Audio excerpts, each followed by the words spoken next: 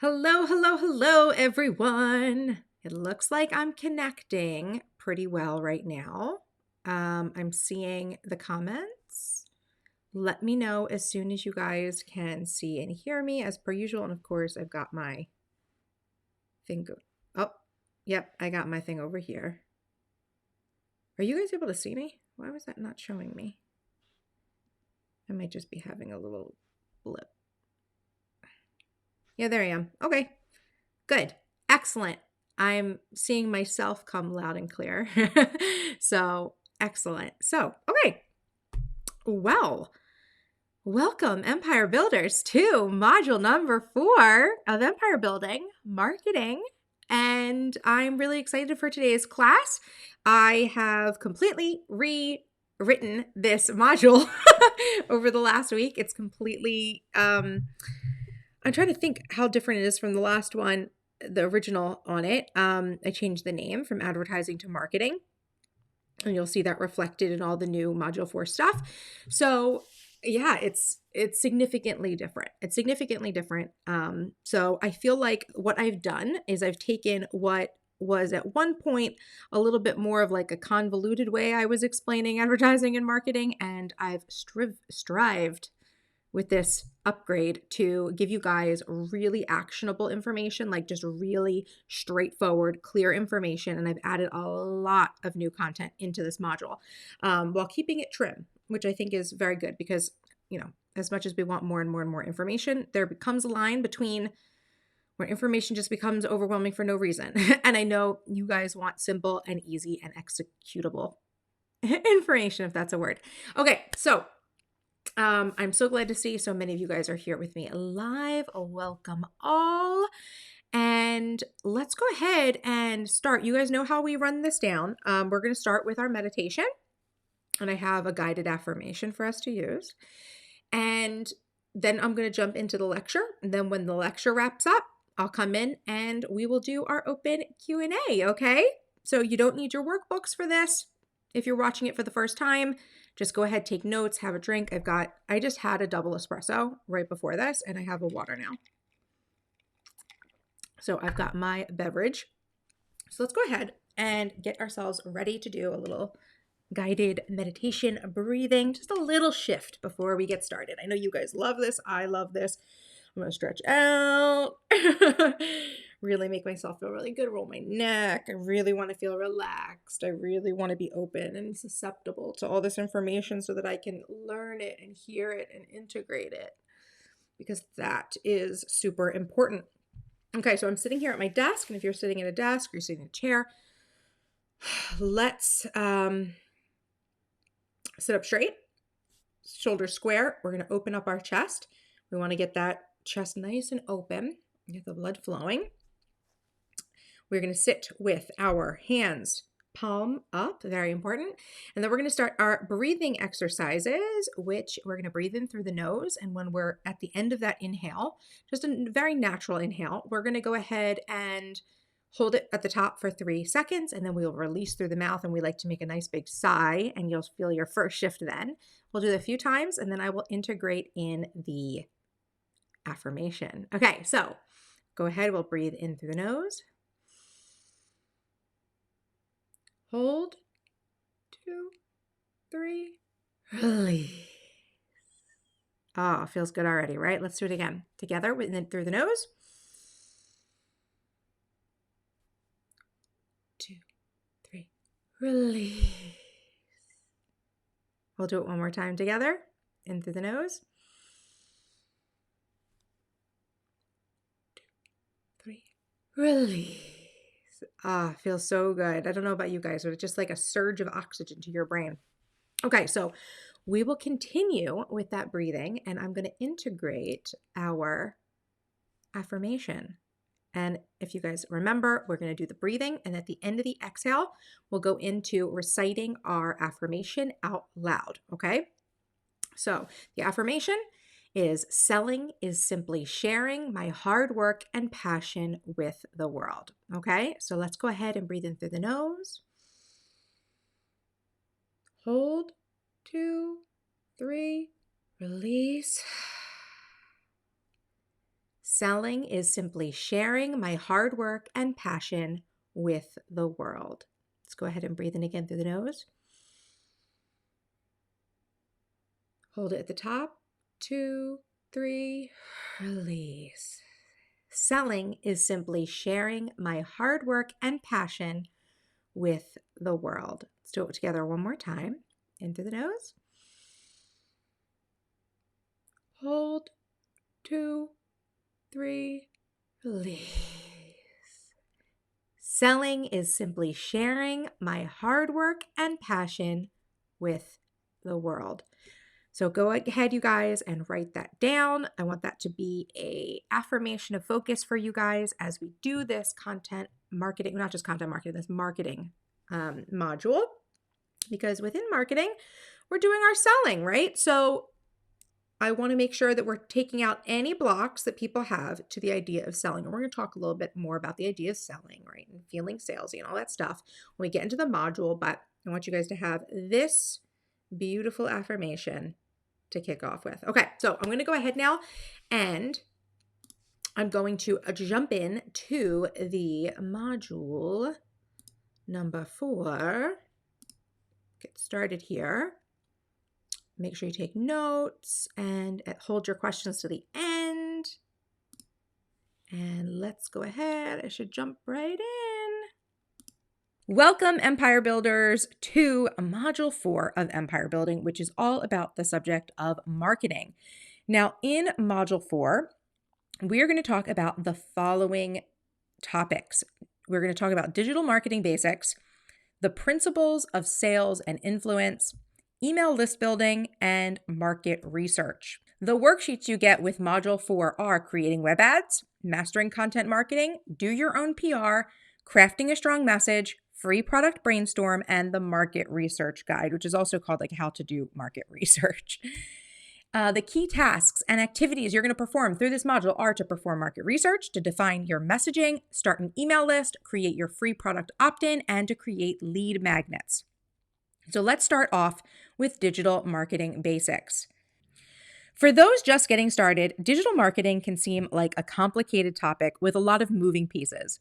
But I have a very simple analogy to help you get a mental grasp on what marketing is all about. I want you to imagine a hill, and you are on one side of that hill with your brand and your business and your products and services. And on the other side of the hill are your ideal customers, people who need what you are selling. You know that they're over there, but right now you have no way to communicate with them directly.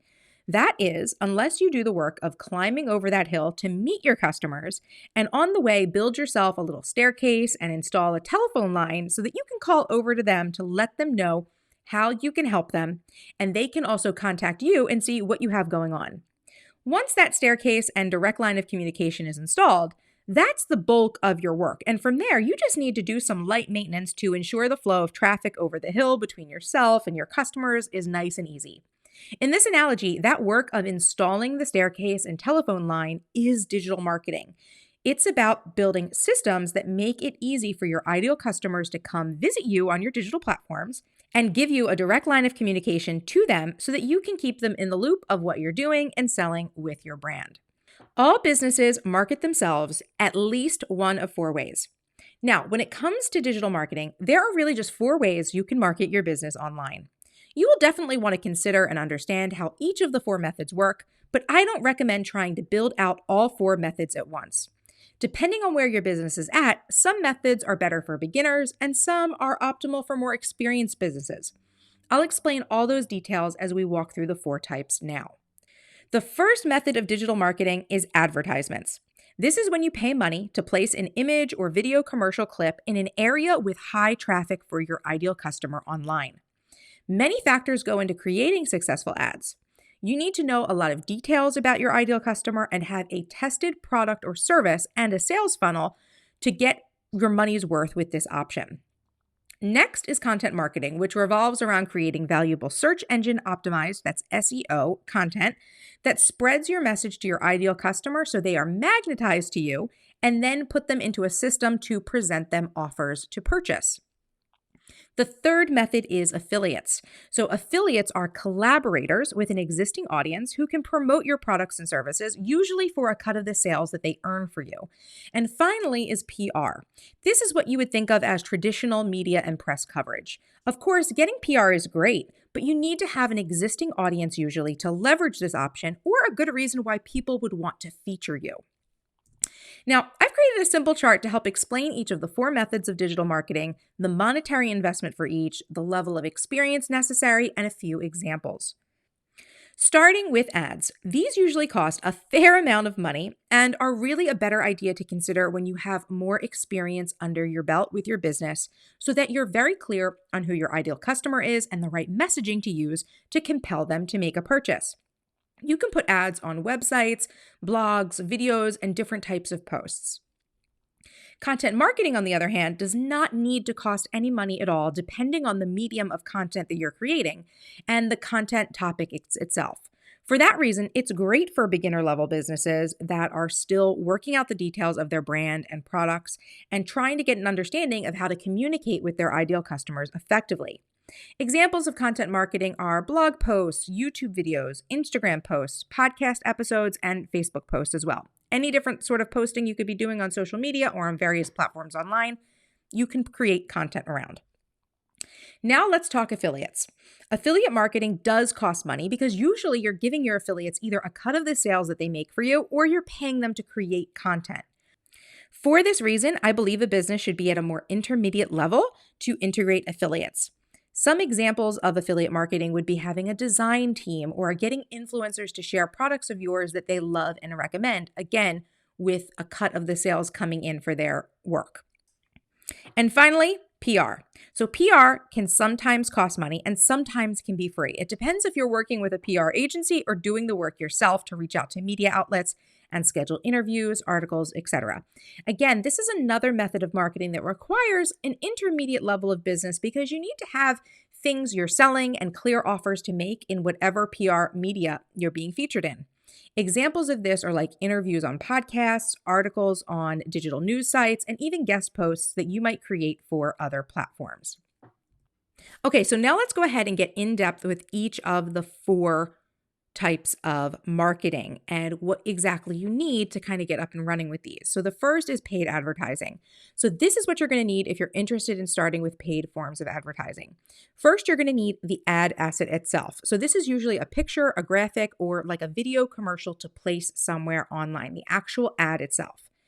Then you're going to need ad text with a offer call to action. So this should lead to a sales page or a product page for whatever you are marketing, right? So you need the actual ad text that actually compels people to buy with a call to action for an offer of some sort that would normally go to like a sales page or a product page or something like a click funnel, right? Where you're basically giving people information, more information about this product before they purchase it. And of course, all that messaging is going to be in line with your ideal customer, and it's going to be using principles of sales psychology and influence, which we'll talk about in the next section, to really entice people to buy. Now, ads can also, and I highly recommend this as well, ads could also move people into a tested sales funnel with an opt-in. So that's another option that you can have when you are creating ads. So an opt-in is just something free but valuable to entice people to get on your email list so that you can market to them ongoing. And of course, a sales funnel, we're talking about an email sales funnel here, is just like an email list where people are going to be getting emails of offers and different things that you've got going on that, again, follow those principles of sales and influence that we're going to talk about and include your marketing messaging to entice your ideal customer to buy. Now, some paid forms of advertising that work for beginners. So buying ad space on a popular blog or website. I do think that there is some merit to that. If there is like a blog within your niche that takes advertising, I think that that's a pretty safe, very straightforward way to advertise if you want to put your ads out there. You can also sponsor a blog post or a YouTube video or a podcast episode. That's something that's also very popular. But this is what you need to know before paying for advertising on another site with like another creator, okay? So as you can tell, the only forms of paid advertising I really advocate for those of you getting started are forms of advertising where you can work directly with another creator or site to either purchase some ad space or sponsor a post. However, before you commit to paying for either of those options, you really need to do your homework on the creator or brand to make sure you're getting the most bang for your buck. First and foremost, whenever you're soliciting for advertising or sponsorships online, you will want to ask the creator in question for their site stats via Google Analytics. They may send you a formal media kit, which is awesome, but I would also suggest having them screenshot their Google Analytics overview so that they can't fudge the numbers for their users and page views. In Google Analytics, you are looking for a few stats. First, the monthly sessions, which are the number of times someone came to their site to read their blog. The higher, the better for these sessions, okay? Next, you're looking for the users, which is the number of unique users that the site gets in a month. Again, you want this number to be high. And finally, you want to see the bounce rate, which is the percentage of people who leave the site without interacting or clicking a link or a new page. You want this number to be low, anywhere from 10 to 40%. It really is rare to find a site with lower than a 10% bounce. And, when you're getting above 40%, you're kind of getting into like a little bit of a danger zone where, maybe their content isn't as engaging as you would like for you to be placing an ad on their site. Next, you'll want to go and get their Alexa ranking by going to alexa.com and entering their website URL. With Alexa, you can see how popular a website is, and the lower the number, the better. But generally speaking, anyone with a US Alexa rank under 100,000 is a really good candidate to work with. If you're planning to sponsor a YouTube video, you can obviously see the number of followers and views their videos get by checking their channel on YouTube, but you can also use a website called socialblade.com to get more in-depth stats and see if the YouTuber is on an upswing of their viewership or if it's waning. Of course, you'll also want to do a little social media audit on them and check out each of their social media feeds and make sure they have a good number of followers and engagement on each platform they use. Now, it really is up to you and your opinion as to what stats are acceptable. And of course, working with smaller content creators will be less expensive than working with more popular ones. So again, make sure you're checking their numbers, finding out how much it costs to work with them, and decide where your money is going to be well spent. A good rule of thumb would be to determine from their stats the total number of views that you believe the content should get, and then divide that number by the amount of money you're paying for the ad or sponsored post to get a cost per view. Let's say, for instance, you are going to sponsor a video for $200, and the average views the creator gets are about 1,000 a video. That means that your cost per view is going to be 20 cents, which is actually very, very good. Really, anything that's under $1 per view is actually a steal in terms of ad buy. And some businesses will actually pay up like $5 to $15 for their customer acquisition and won't bat an eye. But that's based on the retail cost of their products, right? So if you're going to go be under $1 for a cost per view, that's really good. You could go up higher though, depending on the cost of your products. That's not unusual, right? So you need to do what's right for you, but make sure you work out that rate, for how many views you think you're going to get and how much money you're paying for it. So you really understand that ad buy.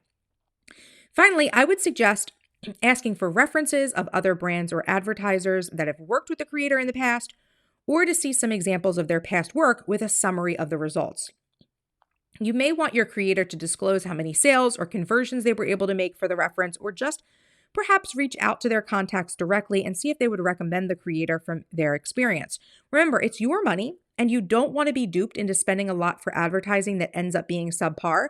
I can't tell you how easy it is to lie about your traffic and falsify information, so do your homework. Check their numbers on reliable sites I have given, and make sure to get your money's worth when spending on advertising. So here are the paid forms of advertising I do not suggest for beginners. I would not recommend paying for site traffic. That's a very complicated sort of strategy that is more for more advanced people. I really never recommend that, but there are times where paying for site traffic is sometimes beneficial. So I don't want to say negative things about legitimate marketing tactics, but it's not something I ever do, but it is something that's more for advanced people. Paying for followers on social media, again, that one is always a no. There's no reason to be paying for followers, okay? That's just wasting your money. I would not recommend Facebook ads, right? Or boosting posts on Facebook. You really need to know your audience and have help with this in terms of having a Facebook ads manager or someone like that can help you get started. in order to do that properly. And the same thing really goes for Google AdWords again. You really need to know your audience and have help. For that reason, I recommend working with influencers and content creators who are, within your realm, within your niche, where you can work directly with them and kind of get a very clear transaction, because a lot of these other forms of advertising and traffic sources really have a lot of strategy and have a lot of information you need to know. And it can be a waste of money for you to just be like throwing money in a place where you don't have all the information you need yet to get started. But I think with influencers, it's a much easier way to work with advertising that way. Now we're going to go ahead and take some action, right? So I have a worksheet for you on creating web ads, just to get you some ideas for the types of ads that you can be using on your sites or on other people's sites. If you've ever seen my website, you know that I do have ads on my own site for my own shop. So if you're someone who's also creating their own content, that's a great idea. But it's just a kind of a best practice for you to have a couple of different web ad assets like ready to go for yourself. That's something that I tend to do with a lot of my products that I am promoting, any of my, products that are more significant. I will create kind of banner ads and, web ads for them. So I have those things ready to go and I can insert them into content. And if I ever need to work with someone or, do anything like that, I have those assets at the ready. So that's definitely something I would recommend you taking action on. Next, let's talk about content marketing. So this is what you need if you're interested in starting with content marketing. You're going to need, number one, a lead magnet. So a lead magnet is literally a fancy way of saying a blog post, a video, or some form of content that's loaded with value and targeted to your ideal customer. So this is you creating the blog post. This is you creating a video and loading it with information and value that your ideal customer needs. And it's going to magnetize your customers to you because you're going to optimize it with SEO. You'll also need an offer call to action, right? So again, this call to action that you'll make within your piece of content should redirect to a sales page or a product page, somewhere where people can get either more information to convince them to buy or can just make the purchase immediately. And then again, I recommend to use an opt-in as well. So this will lead into like an email sales funnel ideally. So some sort of free content opt-ins that you can use to really get people on your list. And when people are on your list, we'll be talking about email marketing a little later. That's the place that's a great place to be. Now, examples of content marketing that you can start with. So a lengthy blog post or video that digs deep into a problem faced by your ideal customer and offers them steps or solution, and then either a free product opt-in or a call to action to purchase a product that actually solves that problem for them. You're going to want to make sure that the headline of this post or video is in line with the best practices that we covered in Module 2. You're going to want to make sure to follow the SEO guidelines for your platform to ensure maximum exposure. And you're going to want to share that content on Pinterest and all of your social platforms, right? Because it's not just if you build it, they will come. You got to make sure you sell things and put them out there if you want people to see this amazing, valuable content that you probably put, a fair amount of time and effort into to sell your products. Now, we're going to take action with the Mastering Content Marketing worksheet. So this worksheet kind of gives you like a one sheet of how to structure, it's structured for a blog post, but you could actually use the information on here to really help you outline content of any sort, right? So this is just a generic blog post layout here, but all of the tips on there could work for a YouTube video too, or like another piece of content, a podcast. It's just going to help you create an outline to create like the best script possible or the best post possible to talk to your ideal customer. Okay, so next, affiliate marketing. This is what you need if you're interested in starting with affiliate marketing. So number one, you're going to need an affiliate. So that's a person with a following in line with your ideal customer who is willing to promote your products and or create content for you in exchange for a cut of the sales. Next, you're going to need some sort of affiliate tracking software or a system for paying these affiliates. So software and processes exist to help you track affiliate sales so that you can give them a cut of their earnings and pay them. A very popular one that I have used is SendOwl. I don't personally have an affiliate program myself right now, but I've been a part of other people's affiliates, and SendOwl is one that's very popular. And of course, you're going to need some sort of content, okay? So although the content will be created by the affiliate, ideally, you should have a product or sales page with a tracking link to provide the affiliate to ensure that they are directing customers to the right place, right? Just because you have someone else who's going to be doing your content creation or marketing things for you in this way, you still want to make sure that, you're seeing this content, you're liking the content, and you've given them everything that they need from your end to be able to promote the products successfully, right? You don't just want to send someone products and let them create content and there's no clear links or ways for them to convert their following to become your customers. So here are examples of affiliate marketing to start with. So you can reach out to a creator in your niche that reviews similar products and pitch them and if they're available for an affiliate opportunity. This is going to be a little bit different than a sponsorship, right? A sponsorship's really you just paying them to create something for you.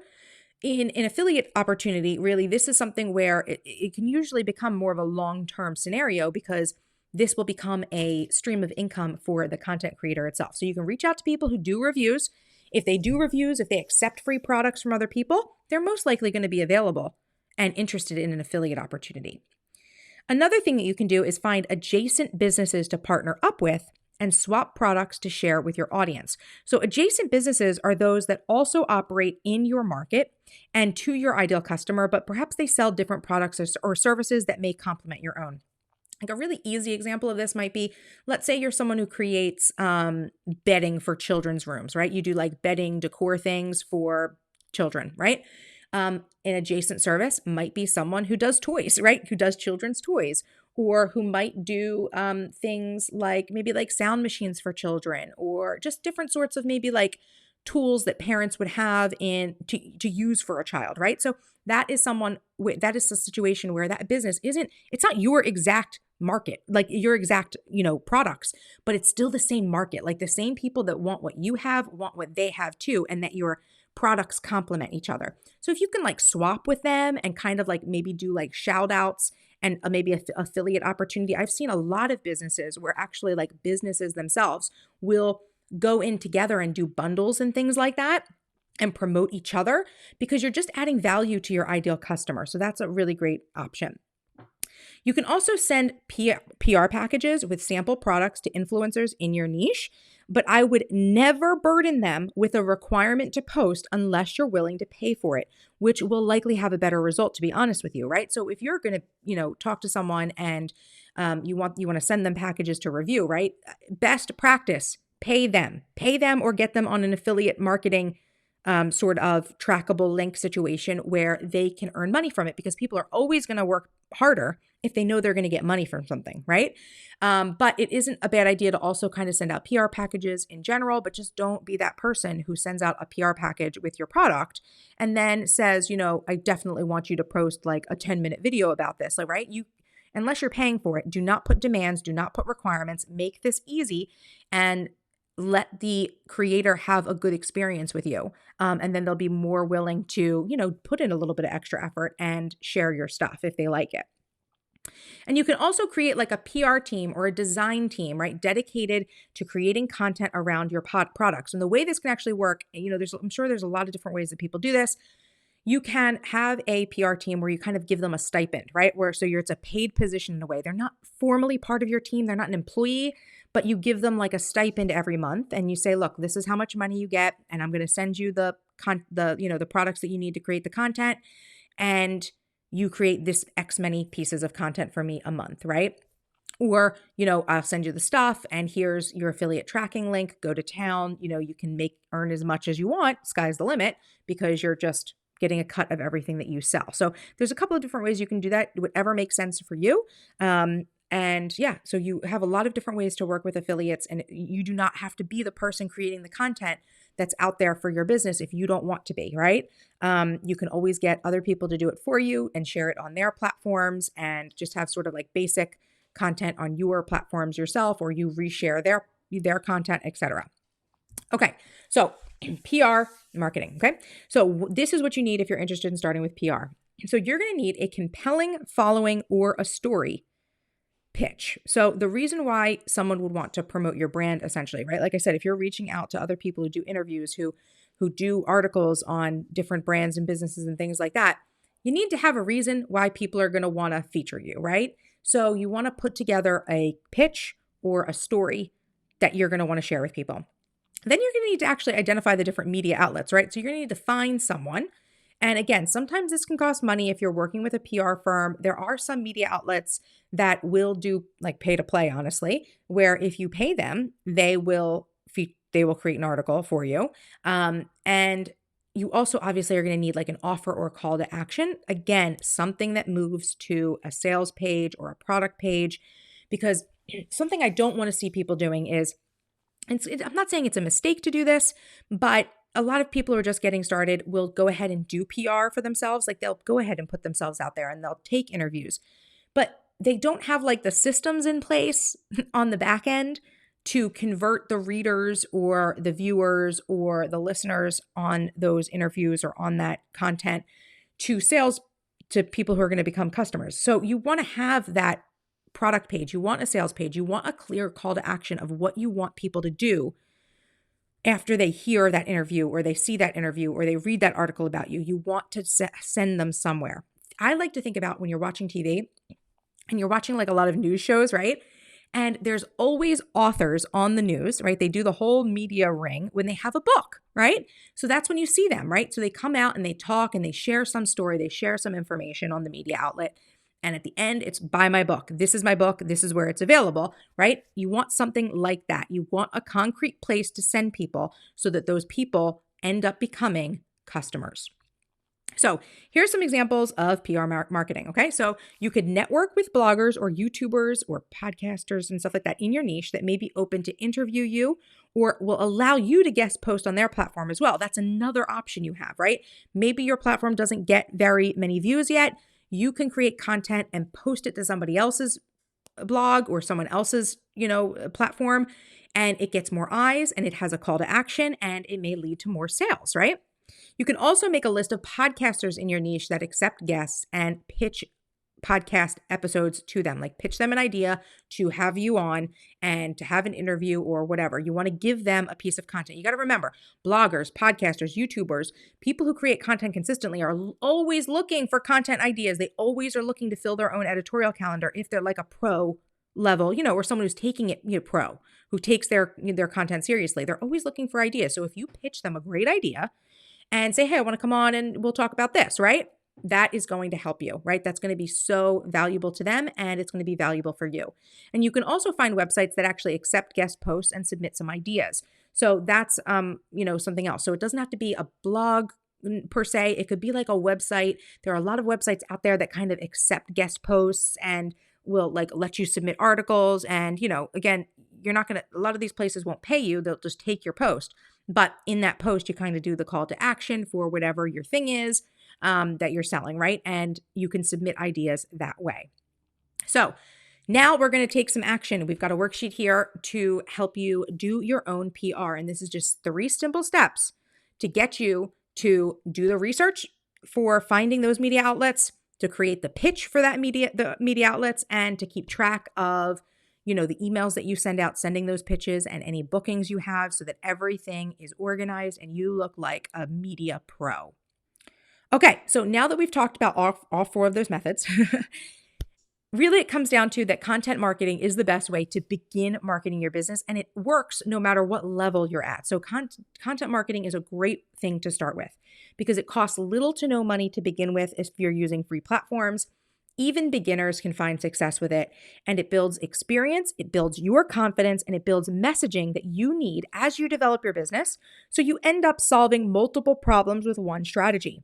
And content marketing also has a 9 times higher ROI, that's return on investment, than ads do. So really, if you can get your mind around doing your own content marketing, that's the best way to start promoting your business and marketing your business online.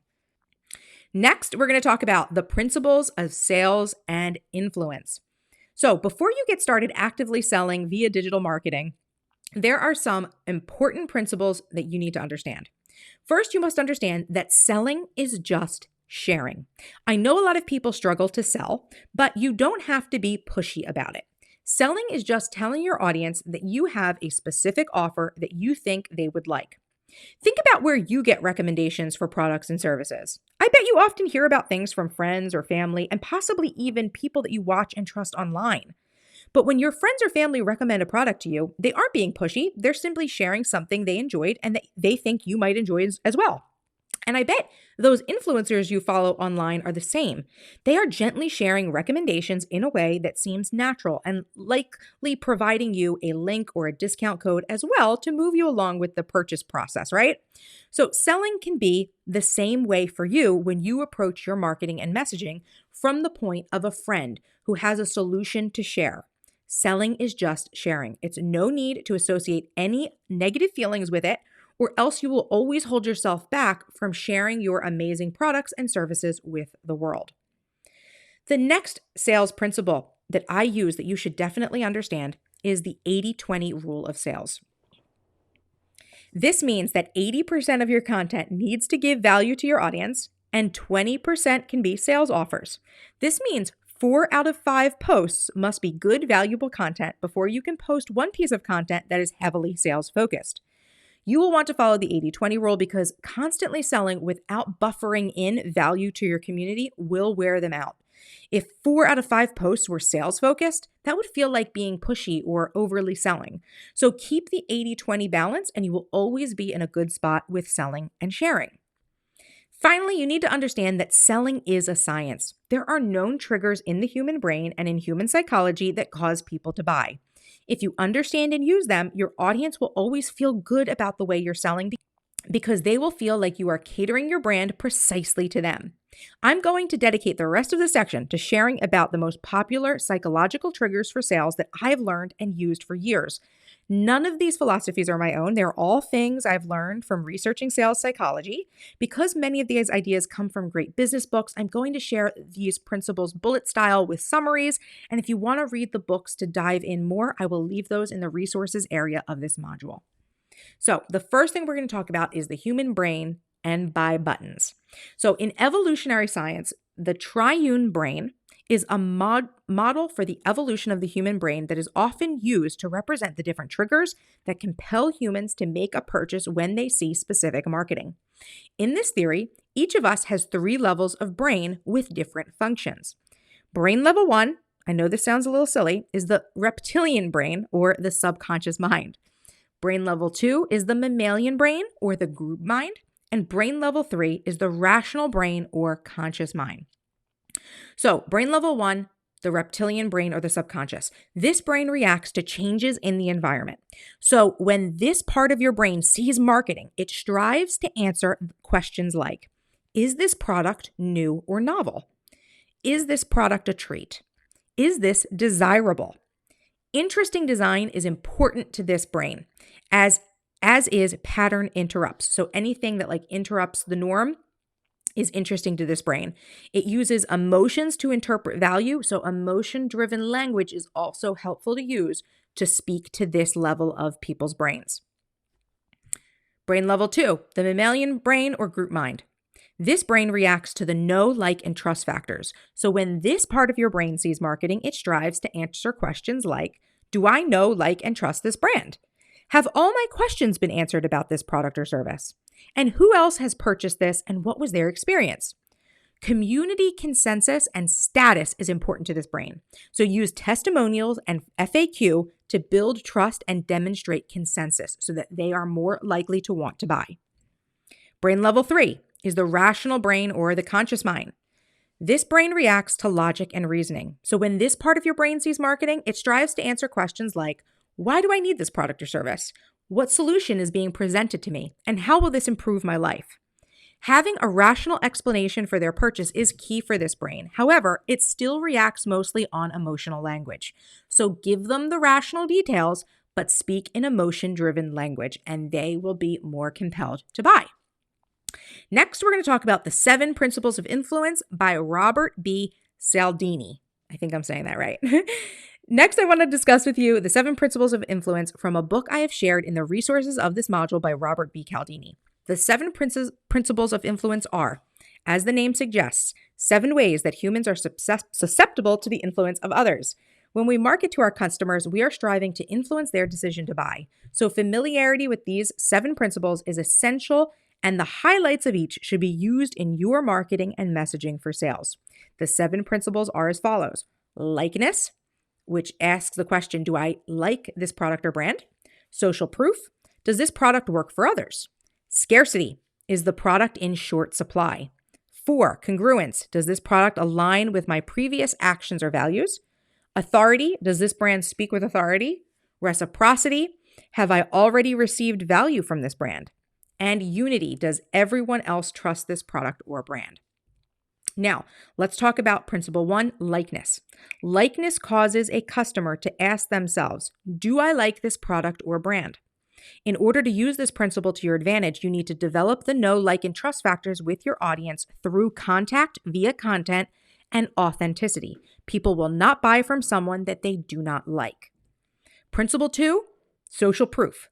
Social proof causes a customer to ask themselves, does this product work for others? In order to use this principle to your advantage, you need to share testimonials or reviews from other purchasers to help influence your customers to buy. If you're just getting started, you can give people samples of your product in order to generate testimonials and reviews. So you never have to start at zero. You can always give people samples. You can get legitimate reviews from people who are just getting started. Principle 3, scarcity. So scarcity causes customers to ask themselves, is this product in short supply? In order to use this principle to your advantage, you'll want to communicate that your product or service is limited in availability. So you'll use limited time offers for a sale or a bonus item, or put a deadline or timer on your offer. People are more drawn to make a purchase if they know their item or offer is going away and not constantly available. This also goes for if you only have a certain number of the item you're selling, right? So you want to push that. There's only 50 left, right? You want to push scarcity, that there's a limited amount of time or a limited amount of this product, and that will trigger buy buttons for people. Principle 4 is congruence. Congruence causes a customer to ask themselves, does this product align with my previous actions or values? Now, in order to use this principle to your advantage, you need to establish a pattern with your customer and speak to it. What have they said was important to them in the past that this product or service aligns with? What actions have they been taking that you can build upon? So when I give a call to action, I often say something like, if you signed up for this free X to learn more about Y, then this Z offer is right for you. This is me establishing a pattern with my audience. And when you do that, some people are triggered to buy based on their own past behavior and desire to remain congruent with it. You need to identify the pattern, you call it out, and then align it with your offer in your messaging in order to use congruence. Principle 5, authority. Authority causes a customer to ask themselves, does this brand speak with authority? In order to use this principle to your advantage, you will need some form of authority to share with your audience in your sales messaging. So authority can come from formal or informal education on the subject matter. It could come from outside sources that have recognized you, so like PR or media where you've been featured. And it can come from information and philosophies that you use to create your products or services around. So for example, I often cite that my products are designed using specific scientific research on productivity. That way, my customers know that my products speak from a place of authority and that I've done research on the subject. Even though I don't personally have a degree in like productivity or neuroscience, explaining where the authority for my products comes from helps trigger this principle in people's brains. So principle 6 is reciprocity. So reciprocity causes customers to ask themselves, have I already received value from this brand? So in order to use this principle in your marketing and messaging, you will need to have given something to your customer, usually in the form of a free content upgrade or an opt-in. Sometimes I use that term as well. An opt-in can also be a content upgrade, right? This principle is why I often give my audience lots of free downloads, because by giving them free things of value, right, they're more likely to want to make a purchase from me in the future. So I give you this now, and later you will be more willing to want to make a purchase from me because this is a reciprocal relationship. Principle 7 is unity. So unity causes customers to ask themselves, does everyone else trust this product or brand? So in order to use this final principle, you will need to establish a sort of community consensus around your brand and business. You can do this by citing things like your follower counts, views on content, even your income level. Testimonials also help to some extent with this principle, but it's more about establishing that there's a sense of trust within a community. I will often use this principle by citing my specific follower count or general size of my business so that people understand that I'm a trusted figure within my community who isn't just going to close up shop or disappear after I take their money. Next, I want to talk to you guys about the 4 types of buyers. And this is something adapted from a gentleman marketer named Ryan Levesque. So, another book that I've shared with you in the resources section of this module is called The Ask Method by Ryan Levesque. In this book, the author outlines 4 basic types of buyers, their motivations, and ways you can use your marketing to compel each to buy. Now, I love this model of buyers that Levesque uses, but I have my own spin on the way that I like to think about them. And so I'm going to be sharing those variations with you today. So it's not exactly what he calls them, but it's the way I think of them from more of like a social media marketer type of brain. He's definitely more of like a traditional classic marketing. So I've kind of adapted them to social marketing a little bit. So when you're creating your marketing and messaging, think about each of these 4 types of buyers and ensure that somewhere in your marketing or campaigns, you're clearly reaching out to and speaking to all 4 of these buyers. You don't have to target them all in one single piece of marketing if that doesn't make sense, but make sure that you prioritize marketing messages that cover all 4 of these types of buyers. And they are number 1, the early adopter, number 2, the questioner, number 3, the skeptic, and number 4, the procrastinator. So the early adopter, these are a customer who loves you and what you do, so they are likely to purchase your products as soon as you announce them. So you will cater to this customer by leaking new product information before a launch or giving sneak peeks. You can share information about your products all over your platforms in a variety of ways to ensure that your early adopters see what's new. So don't just post a new product to your shop and assume people will see it. You need to talk about it. You need to let people know what's coming because the early adopter is going to want to know. The person who likes you a lot, like your super fan, is going to want to know what you've got coming because they're the person who's going to buy all of your stuff, right? So you should leak it. You want to let them know that something's coming. You want to give them sneak peeks. You want to tell them that something is happening. You want to tell them it has happened and when it's available. You want to give people information so that your early adopters can be the first to jump on board. They absolutely love that.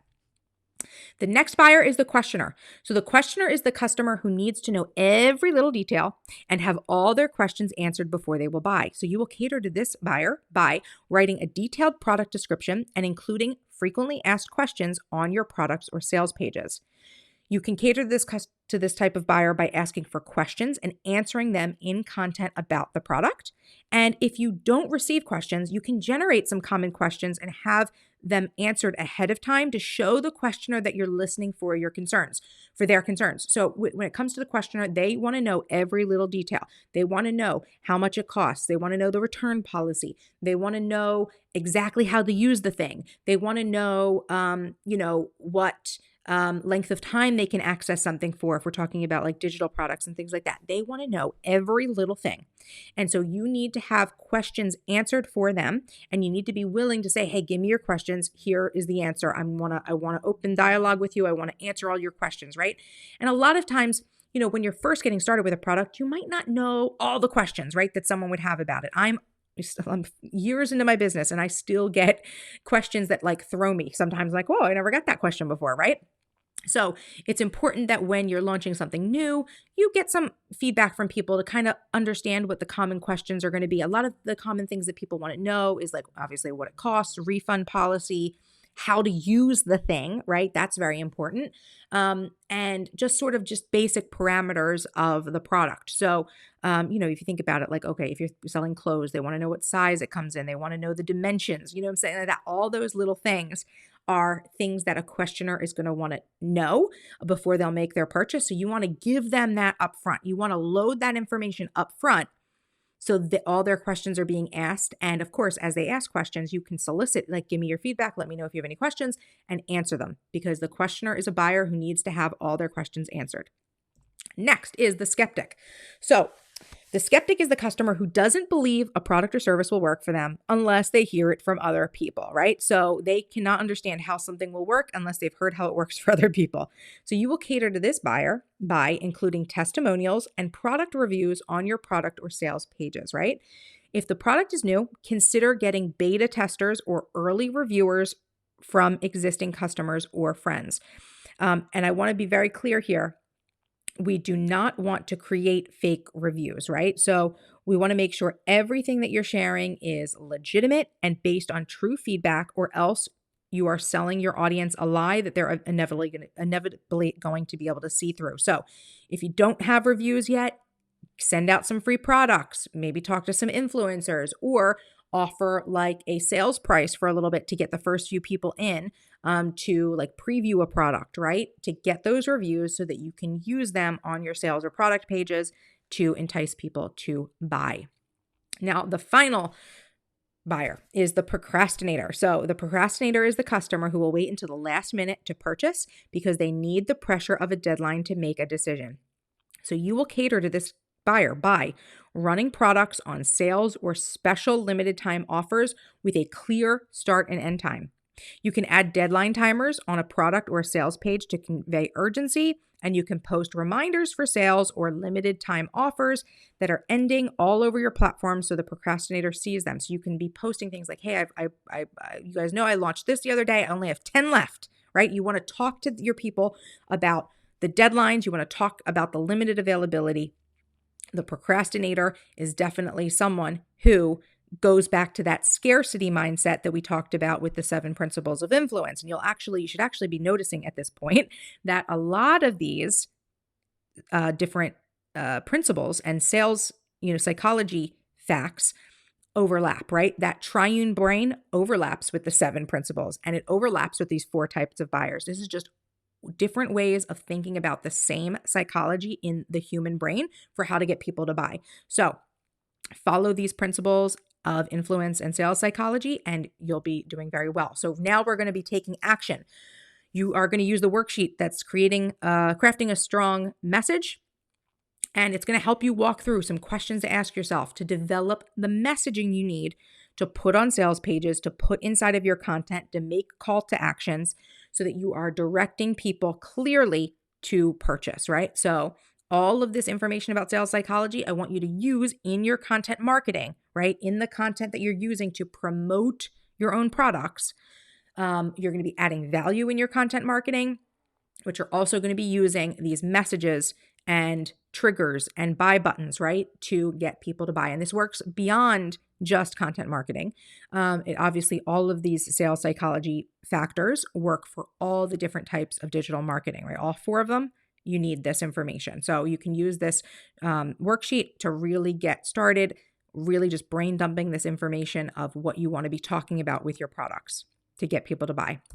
Okay, now we get to email list building.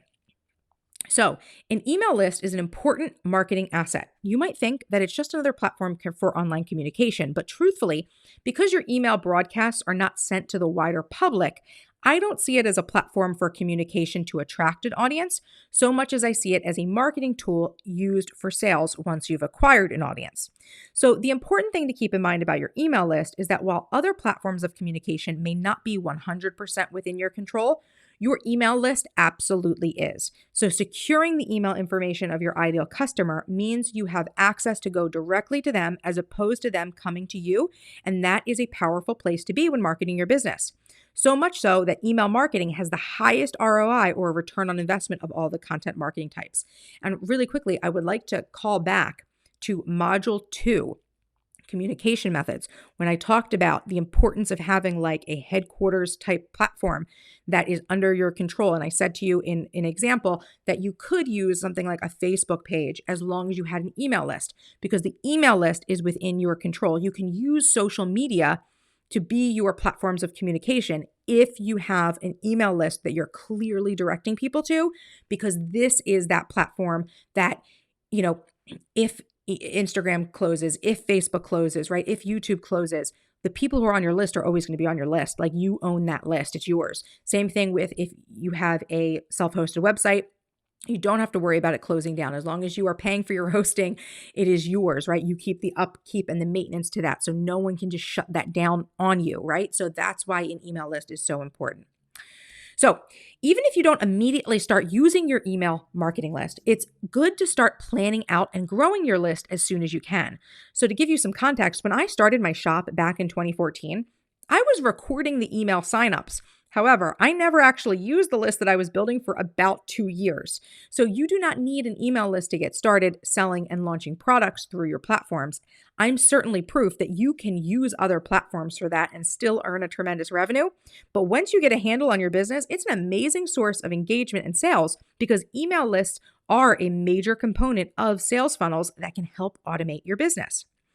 So let's talk about which email marketing platform to use because there are a lot of them out there. I started with MailChimp and I still use it today. I very highly recommend MailChimp because it actually has evolved over the years and now it bundles many services that other email marketing providers don't offer. Some of their services are actually duplicates of some other popular marketing tools that people often spend hundreds of dollars a month to use separately. So I love having everything in one place and for one affordable price. I want to make it clear, I'm not affiliated with them. I wish I was. I just use and recommend them as I believe that they are very beginner friendly. You can even start your MailChimp account for free, but then you need to start paying if you want to use all of the features, or if your list grows above 2,000 subscribers, then you need to start paying. So that is what I use and recommend. There are many. Use what you want. Obviously, there's just a lot of them out there, I know, and they can be confusing to use. And I've looked into others, and I really like MailChimp. I like that I'm with MailChimp, and I'm not planning on leaving anytime soon. So, what to do with your email list when you begin? Okay, so I recommend that you connect your email list service to your website or your shop so that you're collecting emails as soon as possible, just like I did. Even if you don't plan to start sending emails to people right now because you're not there yet, you can set everything up and collect the list. You can also set up pop-up forms or other registration forms to get people on your list to receive freebies or opt-ins. Speaking of opt-ins, something you're going to want to do is create a free opt-in. So a free opt-in is some small digital gift that you provide a potential customer in exchange for their email. Some popular examples are discount codes, PDF resource guides or downloads, or bonus video content. There's a lot of things you can actually do for free opt-ins.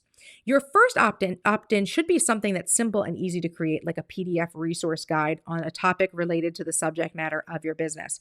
So once you've created that, you can set up your freebie to be sent to people as they join your email list, and you can promote the freebie across your content platforms to grow your list. It's great to have a free opt-in, even if you don't even have products yet, right? Like start with a free opt-in, get that set up, have your email list, let your list start growing, even if you're not ready to focus on email marketing yet.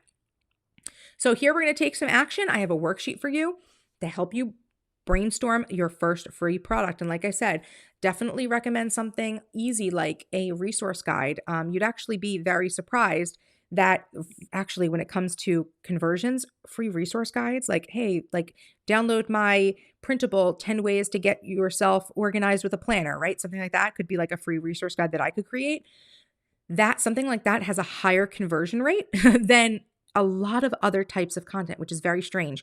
You guys know that I do opt-ins all the time. I've got my free downloads in my shop. I do a lot of free classes that I use as opt-ins.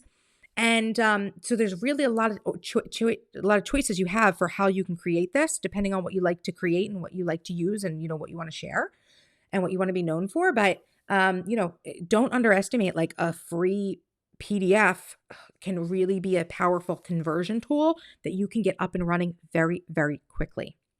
Okay, so next we're going to talk about market research. This is the final section of our marketing module. So why are we performing market research? What is market research? Let's talk about it. So market research is the process of studying the market for your business by comparing other similar companies and understanding how to position yourself uniquely within the market. Market research will help you learn important information that you'll use to produce the most successful messaging for your marketing and carve out a niche for yourself, even in a sea of similar businesses. There are two types of marketing research to be aware of: primary market research and secondary market research. Primary is when you speak directly to those you believe are your ideal customers, and secondary is when you study the market from sources online, like do your own research. I think it's best to start with secondary research to get a sense of the market, and then do primary research once you have some ideas and messaging carved out to test on your potential customers. Also, market research isn't just something you do once, but rather I think you should be doing it often to keep up with trends and to learn more about your customers. So here are some key questions to answer with market research. These are really what you want to focus in on. As you get started planning out and executing your own market research, here are some important questions to consider finding answers for. Who exactly is my ideal customer, and do they want what I'm selling? How much is my customer willing to pay for my product or service? What other businesses are operating within this market? What are their products and how are they priced? And how do my competitors position themselves in the market, and how can I use my messaging to differentiate myself from them? So when you're doing market research, you're looking to see like what else is out there, who else is out there, who your competitors are, etc. But we're not doing that so that we copy them. We're doing that to get a sense of what the market will bear and how you can actually make yourself look different. Because even in a sea of a very, popular, market, there are still opportunities for you to differentiate yourself in new and novel ways that really make your business seem really exciting and new. And it might be, niching into a different customer, which is all awesome and all helps you to grow the business that you want to actually have. So let's talk about differentiating yourself in the market, right? So much of the goal of market research is to determine who your ideal customer is, how to speak to them, and how to set yourself apart from other competitive businesses. So here are a few tips to differentiate yourself in the market. So when you're doing your market research, these are things that you can actually think about for how you can change your business a little bit to differentiate yourself. So number one would be the branding. So look different than your competitors, have a different look, have a different vibe, right? Go back to module 1. How can you change this vibe up so that you don't look exactly like every other planner company? So you don't look like every other coaching business. So you don't look like every other, crafter, you know what I mean? Like whatever your business is, when you're doing market research, you can look to see what the vibes are of the other brands and you can make yours look different. Your ideal customer. So you can differentiate yourself by serving a different customer within the market, right? So you can really get very specific. And I'll give you a few examples right now. So like I'm a planner person. I know that some of you watching this right now have a planner business, right? So you may think that like all people with a planner might be your customer, but that's not true. You could have a specific niche where you create a planner that's just for moms who are homeschooling their children. That is a very specific market, right? And honestly, I don't even know if one of those exists. I know that there's teacher planners. I know that there's meal planners. I know that there's productivity planners, right? Things like that. But is there a planner specifically geared towards a mother who is homeschooling her children? I don't know. But I bet you that that's not in a market that's very saturated, right? If you think like, oh, planners in general are saturated or stickers in general are saturated, serve a very different customer in a market, and all of a sudden you are in your own box, you are in your own niche. There's very little competition. Okay, so you can also differentiate yourself with your messaging. So you're going to speak to different problems or pain points that people have, right? So you want to actually, this is how you want to get to know your customers, to understand all of their problems that they have within, the market that you're serving. But if you see that everyone is talking about, and I see that this happens a lot with the planner community too, a lot of people will start talking about the same thing. And it's great and it's wonderful that everyone's talking about it, but they're on a bandwagon. So if you can differentiate yourself by saying, you know what, everyone else has this topic covered, I'm going to start talking about this different problem. And then all of a sudden, you are a totally different type of business than all of the other businesses. You know what I mean? Like when I started with my company, we'll say, with my planners, I know this is very popular now, but like no one was talking about functional planning, right? I started a big revolution in the community with functional planning, that everyone was worried about stickers. Everyone was working about decor and making their planner pretty, right? I came up with this concept of functional planning. Now, was I the first person to ever use my planner like that? Absolutely not. But I was the first person sitting out there saying functional planning is the way to go, right? You want to be organized? This is how you get organized, right? Not with stickers, with function. Now, that's a very trite saying now at this point. I've really, I started something clearly, but that is how you can stand out. Speak to a different pain problem that people are having. Talk about it in a new way. All of a sudden, you are, a leader in your industry. That's how I became essentially like a planner leader in this industry. So the next way that you will differentiate yourself could be through your products. So if you just create unique or novel solutions, like your products are just different, That's going to set you apart. You know what I mean? Since we're talking about planners, and a lot of you might be familiar with me as a planner person, I could say, like, what was a big revolution? I remember when I started, we'll say a little bit of a mini revolution, because I was pushing digital products, right? The digital printables. And there were not a lot of people doing that when I got started. And so that was a niche that I carved out with different unique novel solutions. But another example I remember is when the digital planning trend hit, right? And you can actually now like buy all different things for a planner that will be on your iPad or your tablet, right? That was a unique or a novel solution that people were using to stand out in a very crowded market. And then, of course, you can also differentiate yourself with the quality of your products, right? So the quality and its price point, right? So this can go either way. You can either have like a very luxurious product in a market where maybe people don't have a lot of luxury options, or you can have a more affordable option in a sea of very, high cost things. So I'll give you an example of how you stand out with quality a little bit is that, when I created that bound master planner, right? My goal with that physical product, people have been asking me for years and years and years, Alexis, we want a physical planner, we want a physical planner, we want a physical planner. But the thing is that when I would do research on it, I just wasn't feeling good about the way products were priced because planners cost a lot of money to produce, right? You either pay a lot of money to produce them and you have to charge a lot of money to people for them, or go overseas and then you get like a really low quality product, and then you have to deal with that whole mess of like, I just didn't want to deal with creating a product overseas that might not really stand up to my quality and that I would want to be able to hit the price point I wanted. So when I did the bound option through Amazon KDP, Kindle Direct Publishing, that was a bound on-demand planner, right? That I could actually offer my planner at a lower price point that I felt better about, right? Because I didn't want to be creating a planner that was so expensive, right? That was a problem, a pain problem that I was speaking to with that solution, right? So I found that my printables were to me, it was like a good value for what you were getting.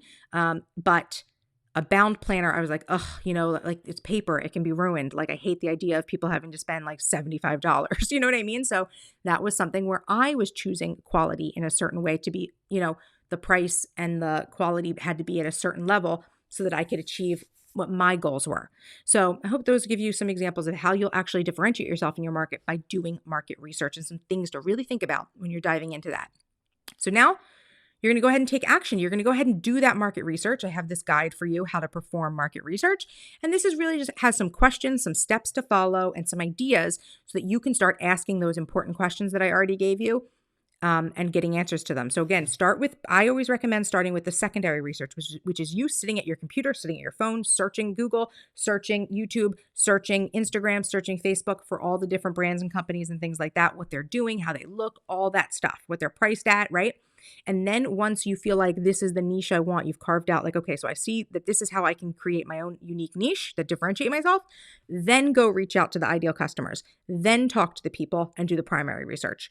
Because I think it gives you a lot more power if you already have that niche kind of carved out for yourself and you can start giving them real messaging and say like, if I said this, is this something that you want? Is this something you need? If I told you I had this product at this price point, would you have already bought it? You know what I mean? These are important questions to ask. So go ahead and do your market research to get all your digital marketing aligned. Okay, next steps. So now that you've worked through Module 4, you should have a solid understanding of the basics of digital marketing, the methods by which you can market your business online, the different principles of influence that you can use to sell to your audience, and how to begin your email list, and how to perform that very essential task of market research. So your homework now is to put this information into action by performing the secondary market research to understand the market you want to enter. Create at least one piece of content marketing using the knowledge that you gain from your research and your first draft of messaging. Create a free product opt-in that's tied to an email list. Follow up with primary market research once you have people on your list or once you have people that you are getting into your community to refine your messaging and product offering. And that additional tools and resources for marketing are located on the webpage for Module 4. Okay, so now Q&A. Let me know your questions about marketing, and I am here to answer those for you. Okay, everyone. So I think everything's back to normal. Just checking, just double checking again. You guys can hear me. Let me actually switch on to here. Just double check where I'm at. But go ahead and feel free to send your cues in, your questions in to the comments section.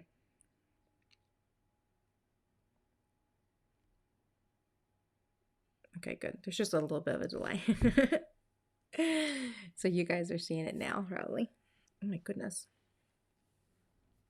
My hair certainly volumized a little bit, didn't it? So yeah, send me those questions. Let me know what you guys have questions about in marketing.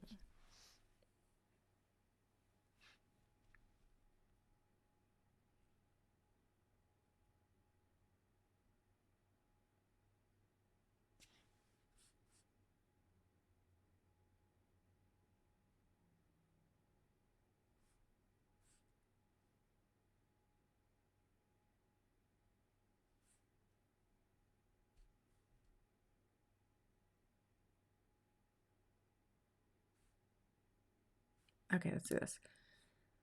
Question with PR, is money king more so than product or prizes? What do you mean? I'm confused. I'm not understanding this question. Is money king more than product or prizes? So PR is public relations, right? So that's the idea that you are going to go and you are going to talk to a established media outlet. And I use that sounds very much like I'm talking about like CNN or MSNBC or something like ABC or news like that.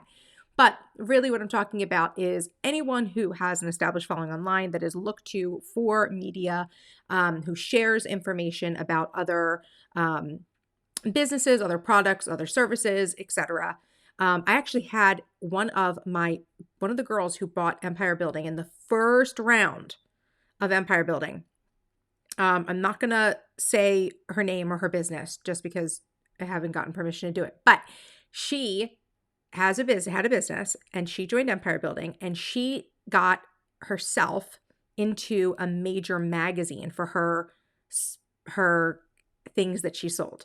They were in a major magazine and I can't remember which magazine it was. It was something like Real Simple or I think it may have been Real Simple or it was like a major magazine and she was featured. One of her products was featured because she did PR. She like networked with this company or whatever, talked to them, and they featured her products. So that's what I'm talking about when I'm saying PR. So when it comes to money in PR, the point is just there is that you can do your own PR. You can research, and I gave you the how to do your own PR, that cut sheet where you can do the research. You can locate the media outlets like podcasts, like websites and things like that are within your niche, within your genre. You can reach out to them. You can have a pitch idea and you can send it to them. And then you could do it yourself. You could do the same thing by reaching out to magazines as well. It's not just it's by no means is it just like internet things. You could be doing traditional marketing as well, PR as well. But if you do it yourself, it can be free. If you have a PR company do it for you, they will, there's PR companies that you can pay that will go and make those connections for you. Kind of like if you're an influencer and you have like a management team, you know what I mean? Then there's that. So I don't know what you're saying more than product or prizes. You're going to have to clarify that for me, Laura. Okay. Okay, so what type of marketing do you recommend if you're starting off with services only? My business in architectural interior renderings.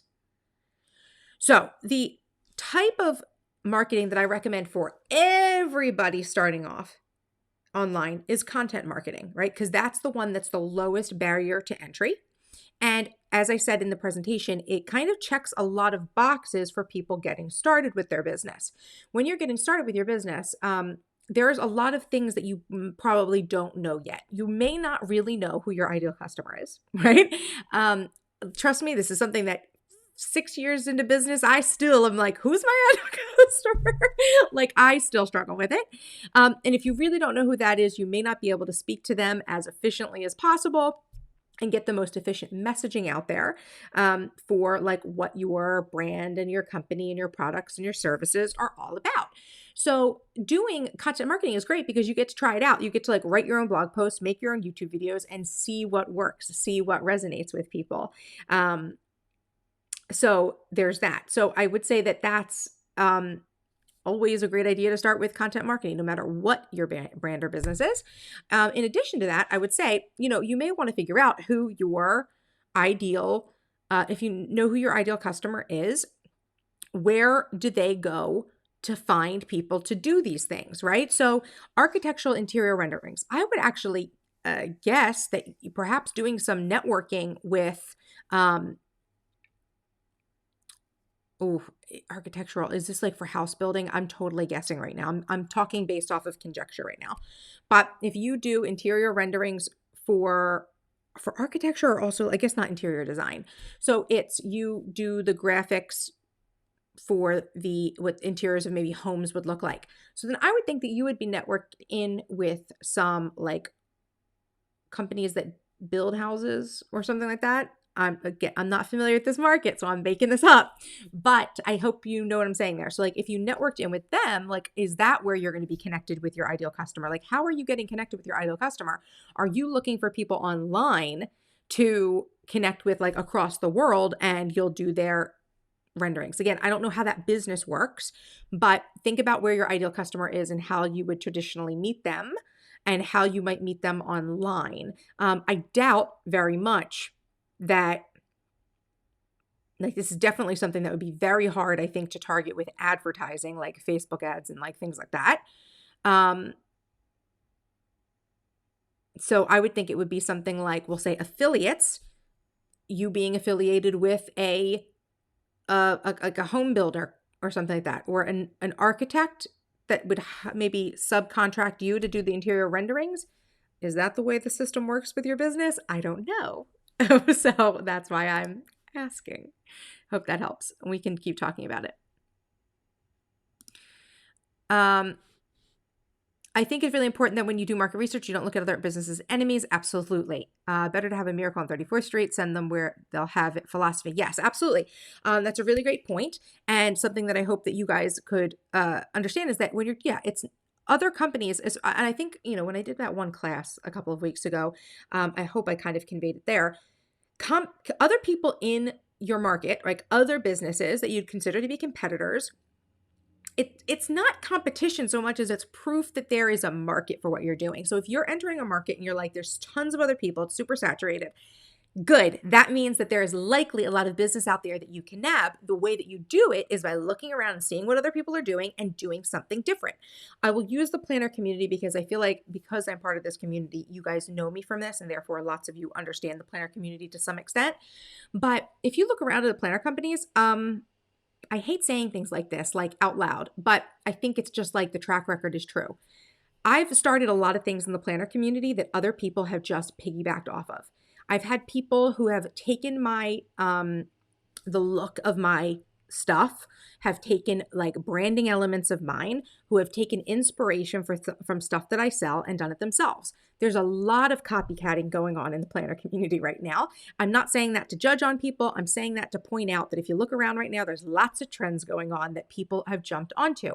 Now, it's always great to follow trends to some extent. I think that knowing what's going on and understanding trends is important, but it's even more important to start your own trends, right? So I look around, I'm not someone who likes to focus on what the other companies are doing, because it's very easy to get shiny object syndrome and think that you need to do what other people are doing. And what I'm telling you is you need to look around just so you can see what other people are doing so you don't do it. Like, not to say that you want to never do something that other people are doing, but you want to carve out your own niche so that you're not the person that's just making copycat versions of what's out there already. And I say that with like love, like, not that I'm judging anybody who's like, oh geez, like because I totally know what it feels like to be looking around and being like, oh, I love that, I want to do that. But what you're doing in that scenario, one, could be legally questionable. Okay. So that's one thing. It could be legally questionable if you're looking at other people's stuff and doing what they're doing. But it also is just not setting you apart. Okay. It's just not setting you apart. It's just not it's not really giving you your own niche if you're doing what other people are doing. So you want to look around. Don't think of people as enemies. This is not good guys, bad guys. It is literally, there's enough business for all of us. I even say this, especially within the planner community, right? We could say that maybe with Tanya, I'm going to just call you out right now with that question. Maybe someone only hires one person to do their interior renderings, right? Like, because you only buy a house once, like in a period of time for the average consumer. I don't know, obviously, how her business works. I'm literally just poking fun right now and trying to give an example off cuff here. But in the planner community, everybody buys everybody's stuff. You know what I mean? So it's not a situation where another company is the enemy and that their success means that you can't have success. Absolutely not. Same thing with like clothing, right? Like we go to the store and we buy a whole bunch of different clothing brands. Just because I have one what is this, cheetah or leopard sweater does not mean I don't own 20, you guys. Like, and that I don't have all different brands of them. You know what I mean? It doesn't mean one is all I need. So don't look at the other people as being enemies. Absolutely. I love that, Catherine. Thank you for pointing that out. This is totally a mindset thing, because if you get into that mindset of thinking other people are the enemy, you are going to like drive yourself crazy. Your mindset's going to be so limited. Okay, so Planner Scrapbooks Association says, excuse me, more with affiliates. Okay, so not PR, but affiliates. So the question is money king? Correct. So what I would say is I realized this while we were doing the lecture, that I had an error on one of the slides. And the slides was the one under affiliates. And it said that affiliates, you could network with influencers to get a sponsored post. It was supposed to say like to do an affiliate opportunity. So I think it's probably correct in the workbook, but it wasn't correct on the slides. I apologize. Affiliate, there's sponsorships and there's affiliates. Okay. So sponsorships on one hand is when you go to someone and say, you create content, you've got an audience, I will pay you, you will make this content for me as a promotional aspect. Now, usually sponsored people, sometimes sponsored overlaps with affiliates. You might say, okay, I will take this amount of money to make this video or this blog post for you and promote it to my audience, or do this, story on Instagram for you. So I will take money, right? It's just a very even exchange. I will take money and I will produce a piece of content for you that is for you, your brand. It's not something that you'll be able to use per se. It's just something that they're putting out there that promotes you. That's one thing. But then the other level is affiliates. So affiliates are people who are, we'll say, co-conspirators is the word I'm thinking of right now, but that's obviously the wrong word. They are collaborators, right? So they are people who are going to get a cut of the money that they bring into you, and they will usually create content, and they'll usually even let you share content, right? So one of the examples I gave was that you could have a PR or a design team for your products, and people could, you could either be paying them a stipend, which means that they kind of have like, you give them like $500, $1,000 a month, whatnot, and you request that they're going to create this many pieces of content, and it's content that you could also use as well, right? So they might post it and you might be able to repost it because it's kind of like shared content. Or it's their content and then you give them tracking links, and the links, go back to, when they make a purchase, it says, okay, this was from, Laura was the affiliate in this instance, and she sold $100 in planner supplies and her cut is 10%. So Laura gets paid $10 from that sale. So, yes, I just think this is a best practice.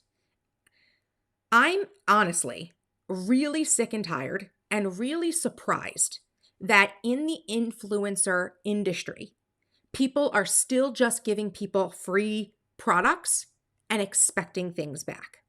I get emailed, you will not believe how much I get emailed from people who want me to show things on my platforms. And they're like, I'll send this to you for free.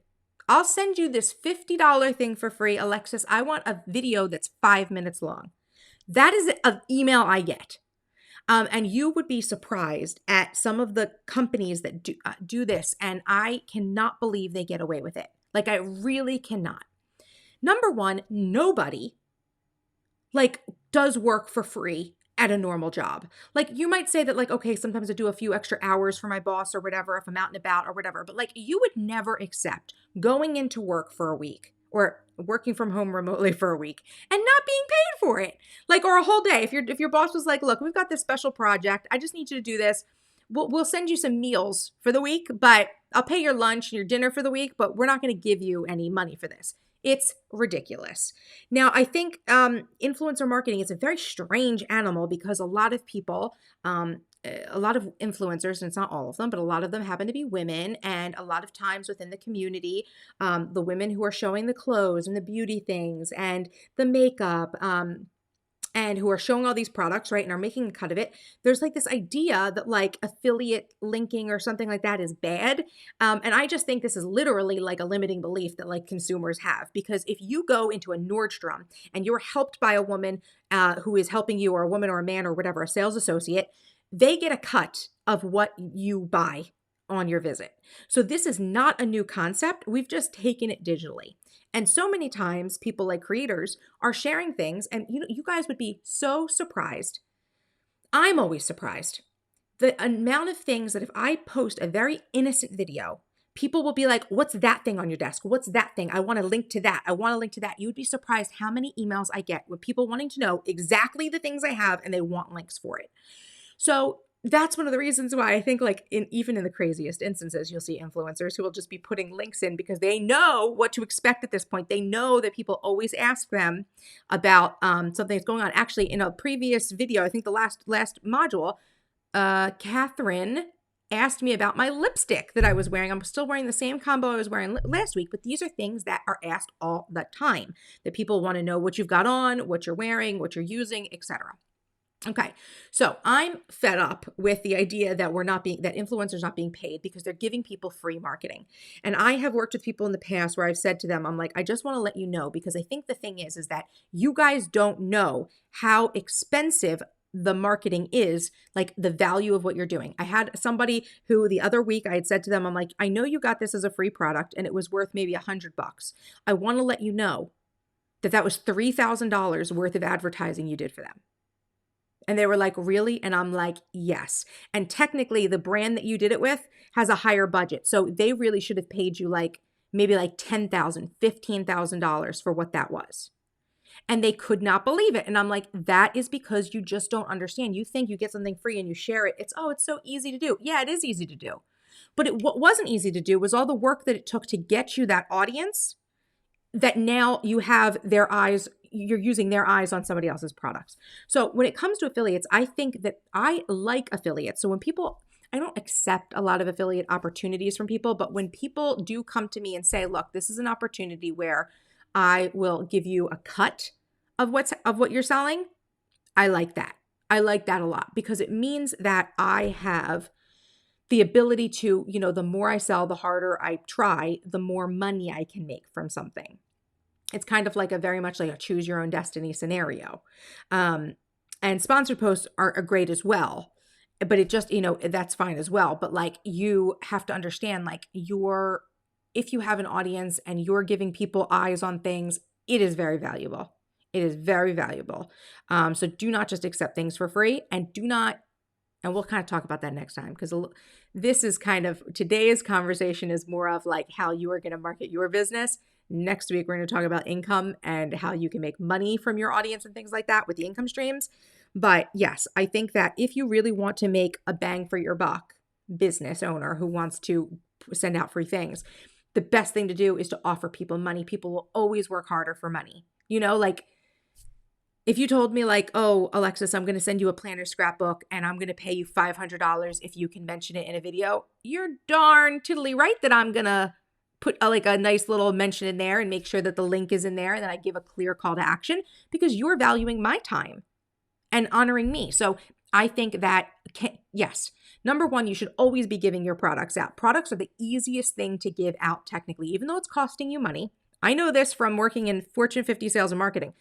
Giving out samples, so cheap. Like it really is so cheap, and it's write-offs for your business. So just giving someone, even if your products were very expensive, right? Like I think of like all of the designers that make a bag popular. It's because they've like, I know, because a lot of you guys are women, you're probably like me and you might be following this thing. If you ever see a bag that's all over social media, It's because that brand sent the bag to everybody who was an influencer. They sent it to them for free. It cost them so little to just send it out. And the person carrying it, the person taking pictures, they are going to make so much money off of that. Now, I would like to hope that when, with some of these bigger name influencers, they know better. They most likely do. But that is how people get their products out there very often. So of course you're going to send them free samples. Of course you're going to give them the products that they need to create the best content for you. But you also should give them a cut of the money, because I just think it's the right thing to do. I just think people do a better job when you're paying them. I just think morally all over the place, it's the thing to do. I'm sorry I went on a really big tangent there, but it really is important on both ends. If you're the in-person being the influencer, or if you're the person that's the brand that's trying to get marketing, it's important. Do you have any resources to recommend regarding how to SEO blog posts, content blogs? It is critical. I have no idea how to start. Catherine, have you been to other classes yet? Module 2 has all SEO tips in it for blogging, for YouTube, etc. And yes, there's resources on Module 2. We covered this in Module 2. I have a whole checklist for SEO. And the plugin that I recommend for your blog is called Yoast SEO. That is like a plugin that will help check your blog posts and give you a score for how SEO friendly it is. Okay. Tanya said, thank you. That was helpful. Glad it was helpful. I'm sorry I called you out there. I just thought it was a good example of something that I could use.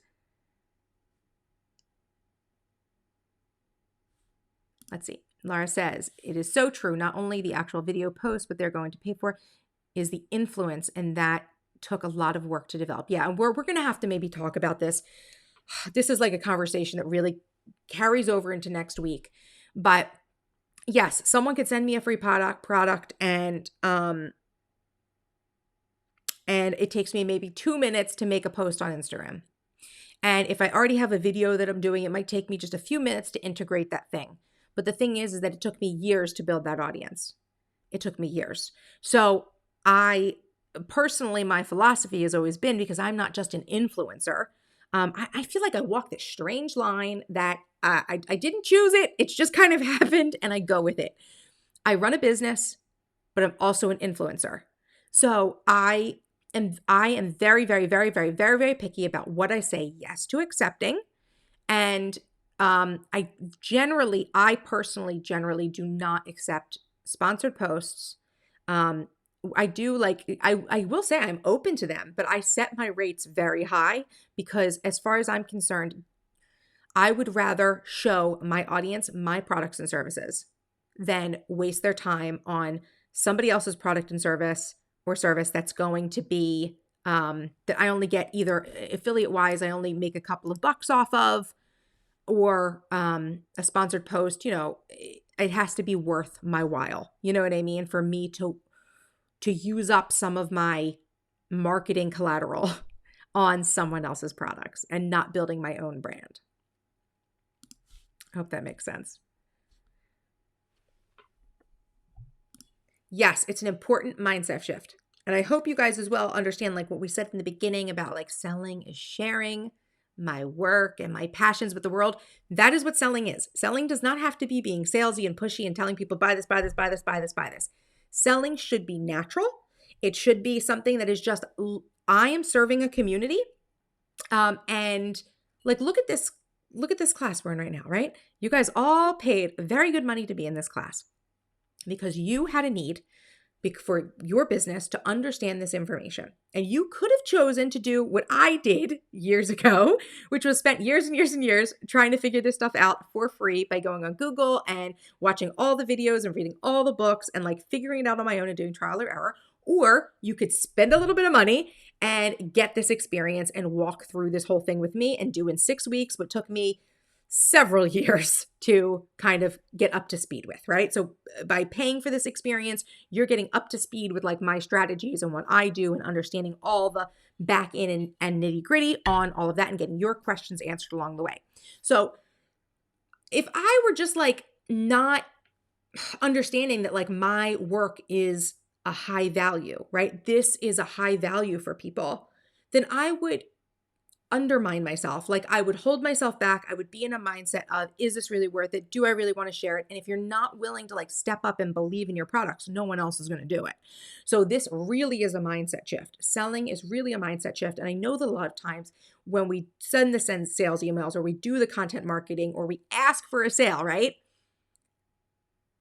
We feel like, oh, we feel a little bit sleazy maybe sometimes because that's kind of like what's been embedded in our head. But where was I going with that? Oh my gosh, I lost that train of thought. Sometimes we feel that way, but it'll just hold us back. And if you're someone who really believes in your products, really believes in your service, and is like a good-hearted person who is there to like help genuinely, you are giving so much more value in that through that experience. I think that's where I was going. I feel like right in the middle of that, all of a sudden it pooped out of my head. But yes, it's just a mindset thing. It is just a mindset thing. Oh, what I was going to say is a lot of times we feel like we're making the sales offers and stuff like that. And we feel like, oh my God, our customer is going to think all I do is sell, sell, sell, sell, sell. That's why we follow the 80-20 rule. And also, honestly, no one is paying as much attention to all this stuff as you are. So half the time people miss it, more than half the time. So many times people miss what's even going on. You know what I mean? So if you feel like you're selling too much or whatnot, even with the 80-20 rule, trust me, people aren't paying that much attention that they're noticing. And if you're giving good value, they don't even care because it's like, oh, of course I'll sit through this pitch she's making. She just gave me like this awesome piece of value, you know? So I think that's got to get into that mindset. Laura says, it's important because especially as women, we need to understand that the value we bring and be appropriately compensated. Yes, yes, yes. This is yes all over. Absolutely. And I know that we as women have a problem with this. And even I have a problem with this sometimes. And I'm someone who is, you guys would say like is very confident, is like an influencer, is someone who's a leader within a community. But I still struggle with this. Like I still struggle with this. And I have to stop and tell myself, Alexis, you need to charge more for this because like realistically, you need to charge more for this because it's really worth a lot. So do not undermine yourself. Do a gut check. If you ever have a question about something like an offer that's being made, send me a message and I'll tell you. But I hope that whole idea that I just gave you of how much the cost per view is, right? That concept of cost per view. Like if you are paying less than $1 for someone to see something, that's awesome. But if we're charging, let's also, let's make sure we're charging at least $1, a couple of dollars per view. If I were to make a dedicated video about somebody's planner, I mean, I've done this before and I've done it for free, which is nuts. But there was a planner, let's see, this has happened multiple times, but there was one time several years ago that I bought a planner from Franklin Covey. It was called a Macaroon. It looks like a quilted Chanel Dior inspired planner. It's from Franklin Covey. I bought it with my own money. They had no clue I was doing it. I did the video. They sold out of that planner twice. They sold out and then everyone was emailing me and I had to email them and be like, are you guys going to bring this back in stock? Because everyone wants this planner. So they brought it back to resell it. I have no clue how many of those planners they sold. I got exactly $0 from that. I mean, it was a popular video in my community, but geez Louise, I must have given them 20, 30, I don't even know how many views. Like if you did it monetary wise, like I should have made $20,000, $50,000. You know what I mean? They definitely sold hundreds of thousands of dollars in planners from that video. So you live, you learn. And that's what I'm here to give you guys. The watch out because I've made the mistakes. Let me make sure you do not. Yes, Catherine, still trying to catch up. Yes, absolutely. Catch up, girlfriend. I know you've been busy. So do you think that MailChimp paying for it is worth it even if you don't have the 2,000 subscribers yet? So that I can ask questions via email. Yes. I mean, I think this is the thing about MailChimp. MailChimp has the ability, I love this. They have landing pages they've done. So you can do, these are the two things that I use in MailChimp that make it worth it for me to pay for it. Even if I have a very big email list now, but if I was still under the 2,000, I have automations, which means that someone signs up to your list and they get an automated email sequence. And we're going to talk a little bit about sales sequences, email sequences and like an intro to funnels in the next module. But Sales sequences, having the automated sequences is great because you can write an email sequence and people get that email sequence and it's awesome. You don't have to always be sending and doing emails. And the second thing that's really awesome is their landing pages. Now, depending on how familiar you guys are with all of the different things that are out there, there is a company called Lead Pages that actually costs several $100s. I think it's like a couple $100s a month to use.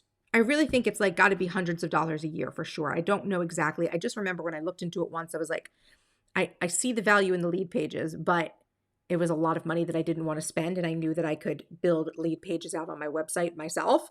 But MailChimp integrates this now. So it's like, oh my God, if I had Lead Pages, I could get rid of it because MailChimp has the ability to do Lead Pages, which essentially means is that you can create a page that is hosted by MailChimp. That is, number one, they've got pages where you can sign up for things. So if you've ever got onto my email list because you signed up for something for free that was like its own page, like maybe I had a picture and I said, put your information down below and you can get access to this free thing or this class or whatnot. That's like a lead page. It's a place to collect information. And then they also have ones where you can do like a product. So actually, for people who do not have, this is one of the reasons why I said that you could have an email list and like a Facebook page or an Instagram, because technically, let's just say you sell something very, like you don't have a lot of products. So you're like, I feel like I only sell one or two things. So I don't really need to have tons of, like, I don't need to have a WooCommerce maybe. Okay. You can sell something from a lead page on MailChimp. It integrates a cart functionality and you could sell things directly through those pages. So you could direct people like from a blog. Who was just asking me about this? Was it Anne? Someone would just ask me about this, like if they knew they wanted to get into printables. If you thought you were doing a wide variety of things, this doesn't apply. But if you're only selling a few things, it could apply that you have, or like tickets to an event, Catherine, signups for like your auctions.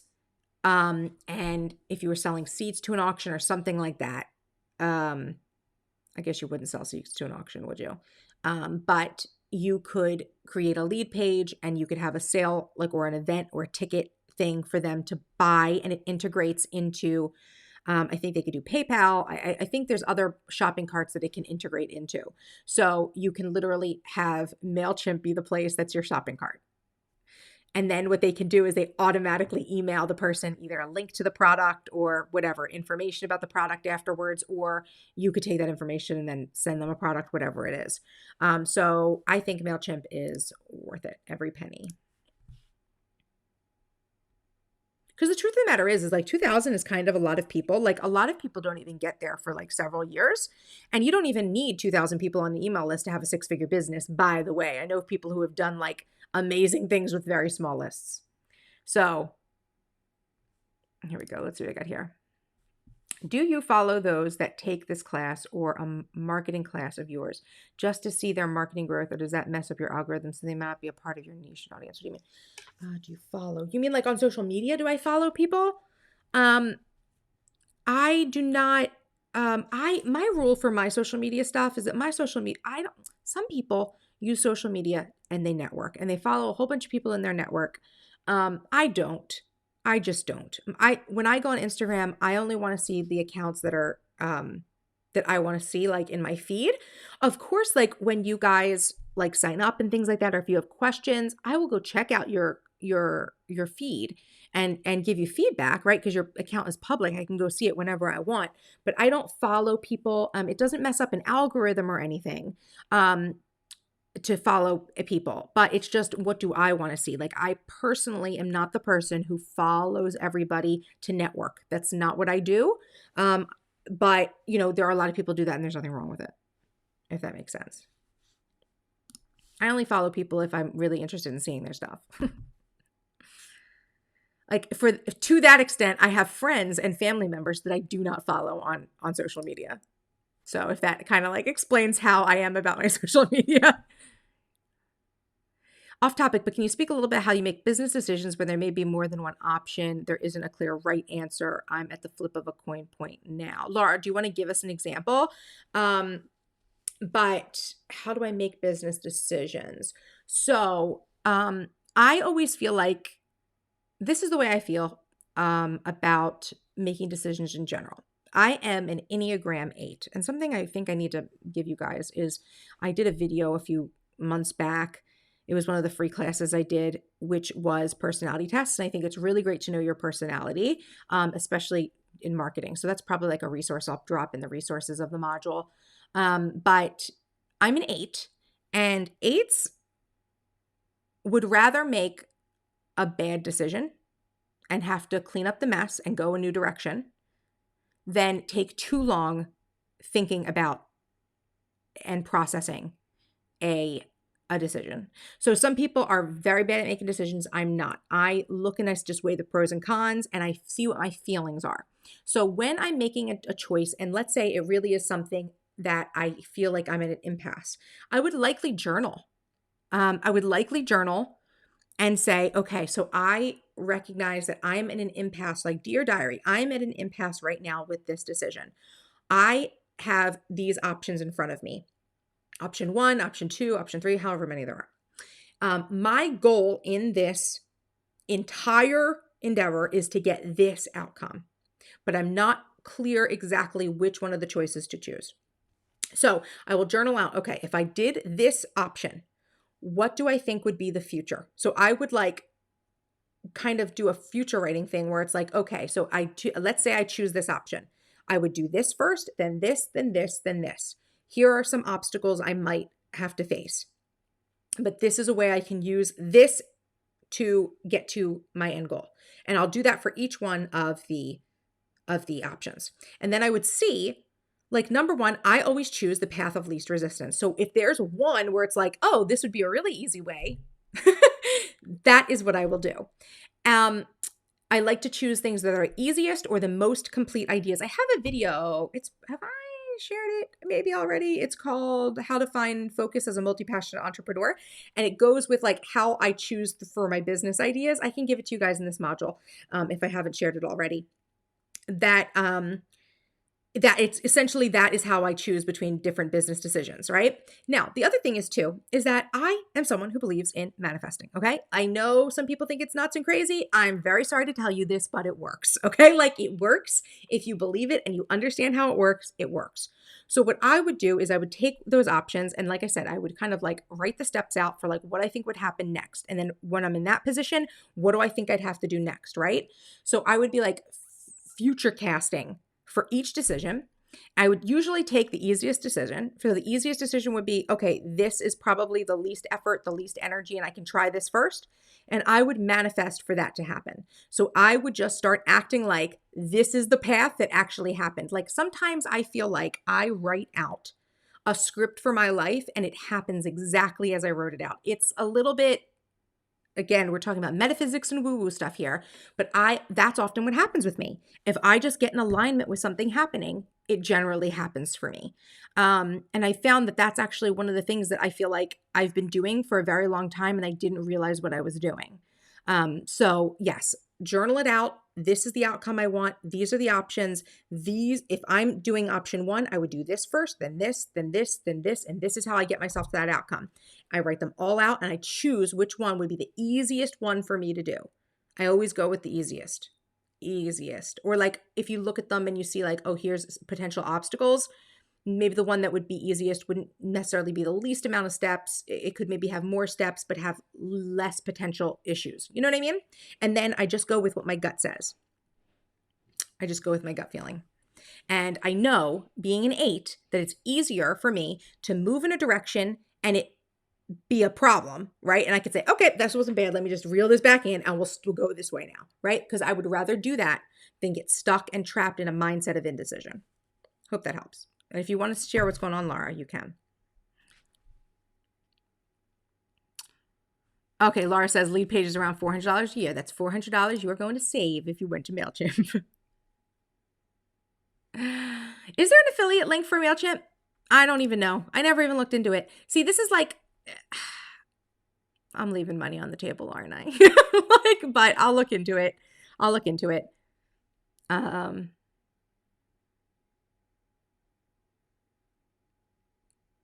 Okay. Okay. LG says she's a 7-1 Enneagram. A 7-1? What do you mean a 7-1? You could be a 7 with a wing 8 or a wing 6. I'm an 8 with a wing 9. Have you done human design profile yet? Yes, I have done that. It's accurate, but I really do not. I feel like there's a lot of stuff going on with human design, and I'm like, I'm not ready for it. I'm not ready. It's like, it's just too much. It's too much for me.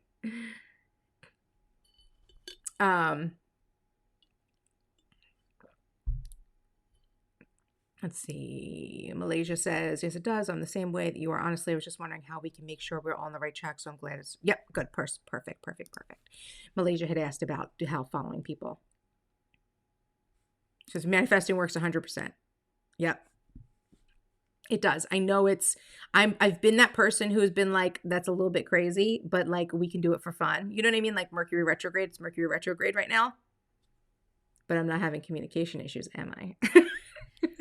So, yeah.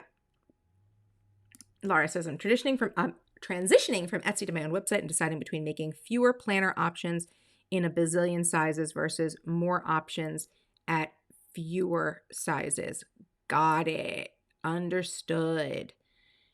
Yeah, that's a big, I too have faced that dilemma, not the moving from Etsy to my own website, but do I offer more options and more sizes, like where the balance is for that? Because designing, it's a lot of stuff, it's like a lot of stuff you're doing. That was ultimately why, Laura, honestly, that I started bundling everything. I used to sell like all my inserts individual by size. Now I'm just like, they go by design and you get two sizes now, to make it simpler for me.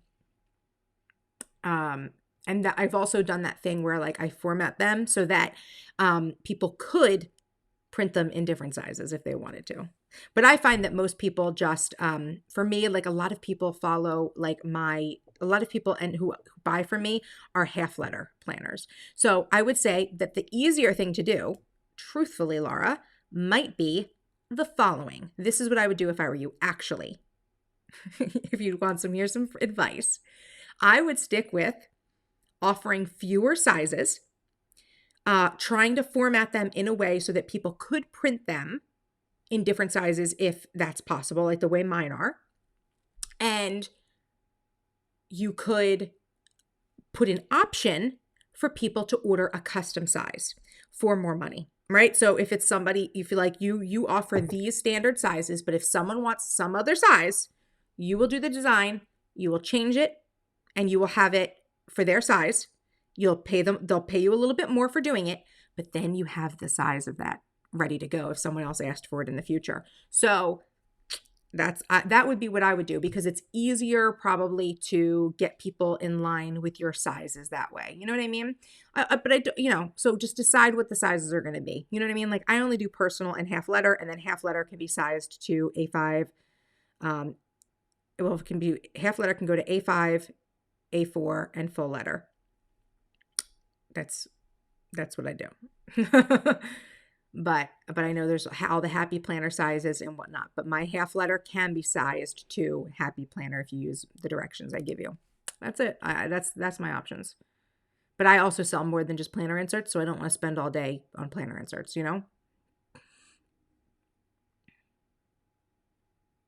Yeah. So Laura, I would say, like, I like the suggestion I gave you, obviously. Mine is always, I would say, choose what you think is simpler to do, and you can target in on an audience. Honestly, I even thought about getting rid of personal size and just being like, I only sell half letter planners. So if everyone needs to be on the half letter bandwagon if you want to use my planners, you know what I mean? Because the truth of the matter is I might be cutting myself off from certain people who might use different sizes, but I can get so specific in my messaging and probably target more half letter people. You know what I mean? Because I'm saying I only do half letter, only do half letter. And then I can just only show planners, you know, and binders that do half letter, and I could get really niche down. So that's a way you could niche. Truthfully, it's a way you could niche. Is there a link to MailChimp? MailChimp.com. I don't have one right now. I don't have an affiliate link right now. And the way this goes is that after I do this live class, I will, like tomorrow, start building out the module page with the updated resources.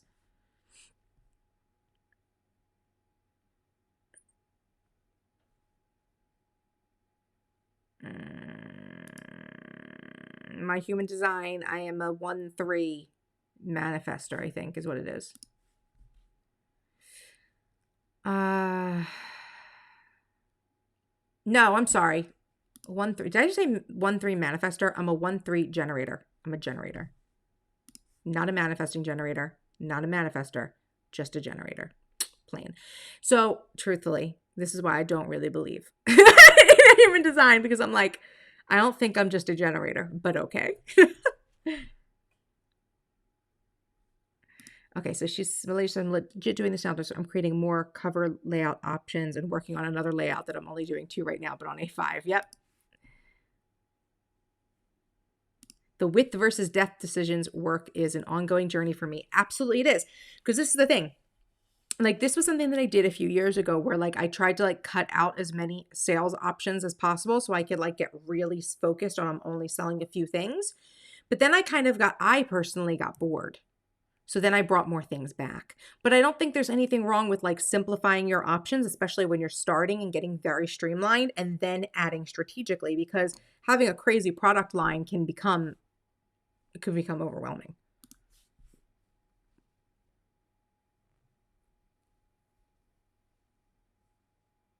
Yeah, there is a need for A5 letter planner and accessories. Yeah. I mean, I think not enough people like promote the half letter size. If you're in the US and you use a planner, half letter is the way to go. It's so easy, especially for printables. I'm glad that helped. It reinforced what you were thinking. Awesome. Excellent. I will put the Enneagram links in it was a personality test links. It was Enneagram, Myers-Briggs, and the one from Better Than Before, for the 4 Tendencies by Gretchen Rubin.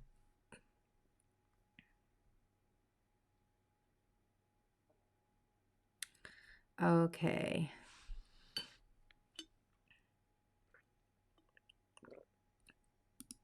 Well, I'm a 1-3 generator, not a 1-4.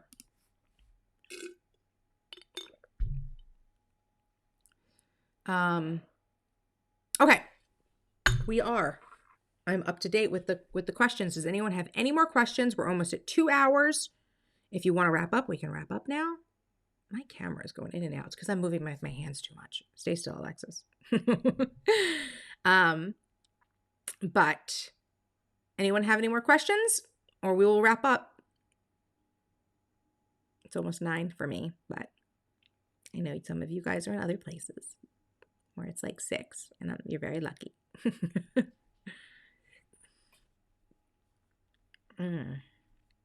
Any more questions?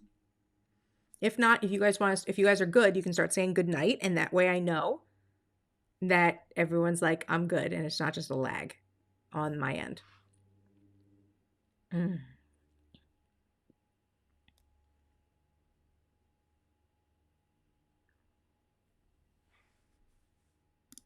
Do I have a set schedule for my marketing tasks promotion? So I have a set schedule for my editorial calendar, which we talked about in the module with editorial calendars.